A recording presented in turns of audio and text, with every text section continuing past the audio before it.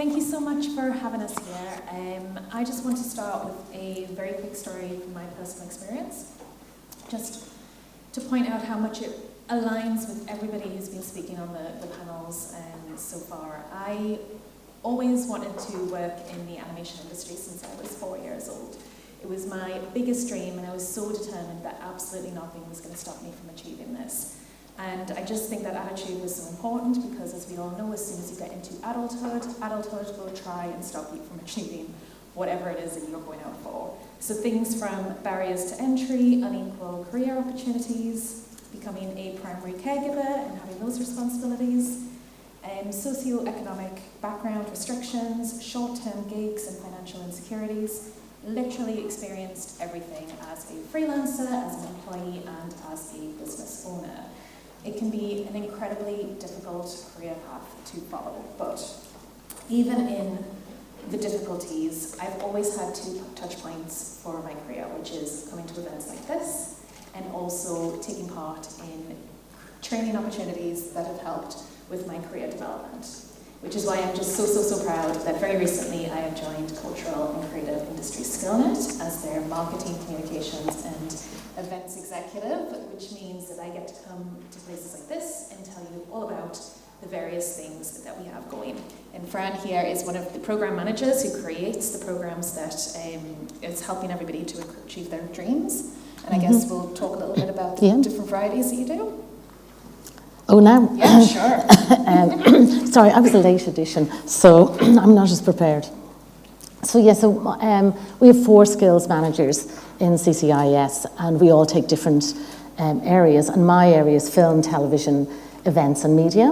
And I was in Screen Ireland prior to this for many years, but my last role in Screen Ireland, I spent 5 years working in the skills department, which I absolutely loved.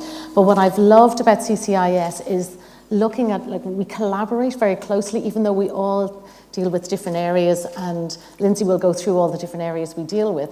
But what we see is the amount of transferable skills between all the different creative areas. And when we were talking earlier in the first panel, which I found really great, that yes, it's been really difficult in the screen industry for quite a while. We had COVID, then we had a flurry of activity. We couldn't train people fast enough. Now those people were sitting at home because then we had 2 strikes.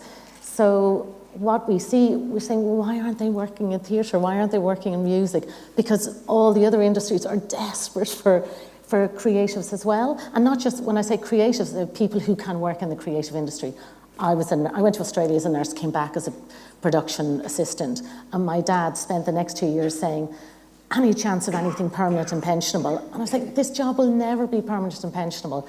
But until I bought my first house, he didn't quite believe it was a job. But when I look back now, I didn't realise what an amazing amount of skills I had just by working in film and how I could have worked in many different creative industries. So what CCS has that wonderful ability to holistically look at all the cultural and creative industries and provide training that might be aimed towards one industry, but actually is really useful in another industry as well. So I'll hand back to Lindsey. So absolutely, we provide training for individuals. Those courses are up on our website every month, so if you just keep checking them out, there's a lot of different varieties in there. They range from online courses to in-person courses. We are very keen on trying to get people on site and have hands-on experience to enter into the creative industries.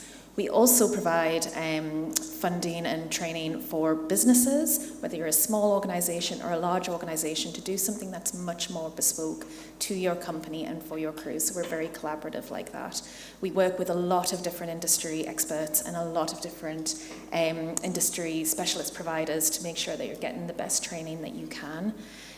We have lots of exciting things coming up in 2024, but I do want to just state that even if it's something that's kind of a sidestep for you or a different lane or a different avenue, these are events that I just feel like can be very useful in building your confidence and reaffirming your skills within the industry, building your knowledge base so that you can have these sustainable careers for a long period of time.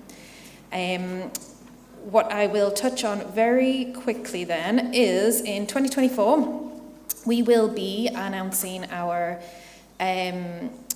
flagship event called Culture Crush in the autumn winter, which is another opportunity for you to build on your collaborations and your creative community.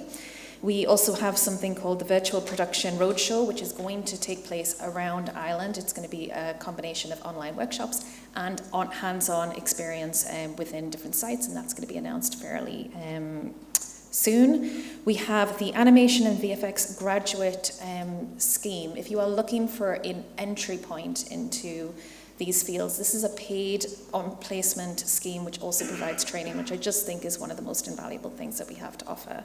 And CCIS is also going to be helping with Screen Island in a fund called Pathways. It is a DEI fund, which is empowering companies to bring in people from underrepresented communities into their productions. So I think those are the main highlights that I just wanted to go through. And the VFX Academy, I suppose. And the VFX Academy, which I didn't know if it's been announced yet. Oh, right, okay, maybe saying nothing. But it's also yeah. very, very exciting opportunity for bringing more people into the industry. It is essentially about how do we get people into certain industries, how do we get people to sidestep, and also how do we get people to move forward. As we know, that chasm can be incredibly difficult when you're trying to climb up the ladder, and whatever we can do to support the industry for people from all walks of life to make sure that they're getting as equal opportunities as they possibly can in the industry.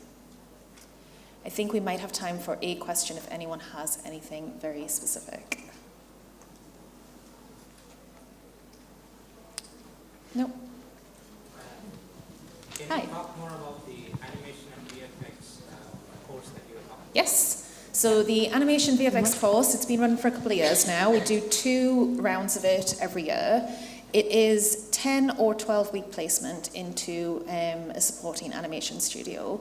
The graduates will have an opportunity to learn from industry experts in classroom settings, and then they'll have an opportunity to work within the studio itself on their productions.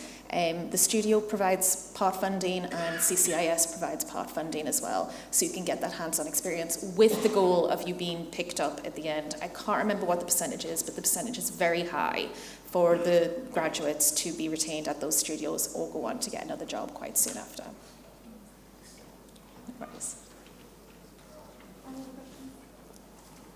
Just one thing, I think one of the things that we're really trying to do a lot more of is do a lot of training on the job. So we're kind of bringing people out into the environment. So, it's great to do things in a classroom, but what we're really trying to do is make it more real. So unfortunately, I have to run off now because we've got a group of floor managers who are going to do a training day out in Ardmore Studios on a bigger stage production. So we're trying to, it's not just this isolated industry that nobody knows about, they're interested in, but actually bring people out, give them an experience of it. Because sometimes, I always feel sorry for people who do 4-year degrees, and I've taught myself in university, and they get out and they think, oh, this isn't for me.